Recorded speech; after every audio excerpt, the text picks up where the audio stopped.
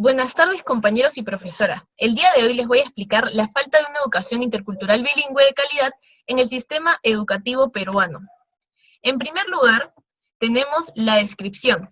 Aun cuando han pasado 3 décadas desde la promulgación de esta ley, esta ha sido sumamente frágil, dispersa y discontinua en la práctica, y es por eso que el Estado aún carece de las respuestas de cuáles y dónde están estas escuelas de IB, lo cual es muy importante y básico para que esto se dé de manera correcta en el país. Entre las causas tenemos la limitación de la IB a lo rural y al nivel primario.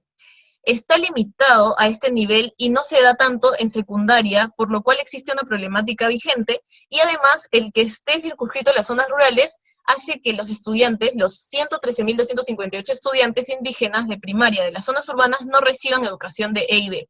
Por otro lado, los docentes no están capacitados. Las escuelas que se reconocen como bilingües en realidad no cuentan con profesores capacitados en E y B. Por ejemplo, en Satipo solo el 50% de docentes son bilingües.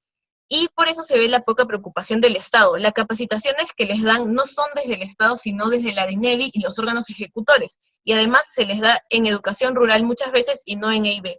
Además se ve a los pueblos originarios como agentes, como meros beneficiarios y no como agentes de su propio desarrollo.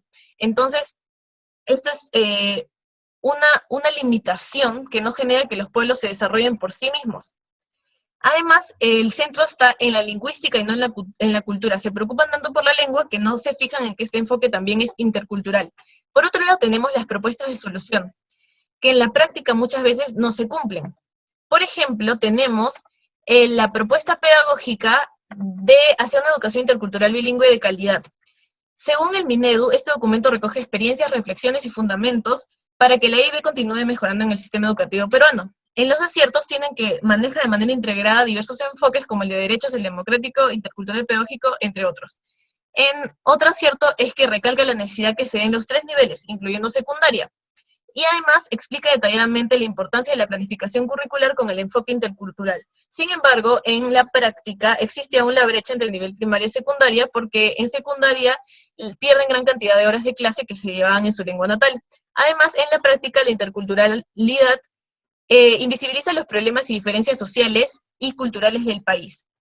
Por otro lado, tenemos el Plan Nacional de Educación Intercultural Bilingüe hacia el 2021. Esta es una herramienta de gestión que orienta la implementación de la política pública en diferentes instancias educativas. En los aciertos está lograr la permanencia y culminación, que muchas veces no se da por la deserción de tantos estudiantes. Además de garantizar procesos de enseñanza-aprendizaje diversificados e implementar programas de formación docente. En las limitaciones tenemos que se desvaloriza la cultura, porque en un informe se ve que del total de las familias entrevistadas, el 60% afirmaron que fueron exclusivamente estimulados para desvalorizar sus conocimientos tradicionales, además de que se veía también que votaban sus objetos tradicionales de la comunidad. Y se sigue centralizando la EIB en zonas rurales, así que esto no da un acierto a toda la población del país. En la relación con los conceptos que hemos visto en la clase es que ambas propuestas buscan una gestión descentralizada de las instituciones educativas. Por ejemplo, la diversificación curricular, que es que el currículo nacional de la EBR se adapte a la comunidad. Entonces se da una adaptación adecuada de la EIB. Esto lo tiene que verificar la UGEL. Y además, se requiere de la participación de diversos actores educativos en la comunidad.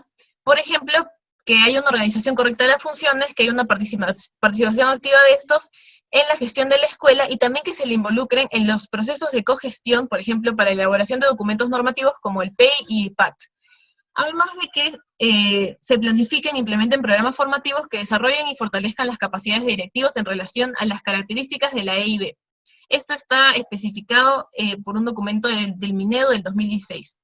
Además, en tiempos de coronavirus, el Aprendo en Casa, por lo que podemos ver, esta es una información extra, que el Minedu está incluyendo recursos educativos como la narración de historias en lenguas originarias. Por ejemplo, como hemos visto que nuestra compañera Sofía de la facultad está narrando cuentos en quechua chanca. Y de esta manera se da la oportunidad a muchos estudiantes de aprender en su idioma natal.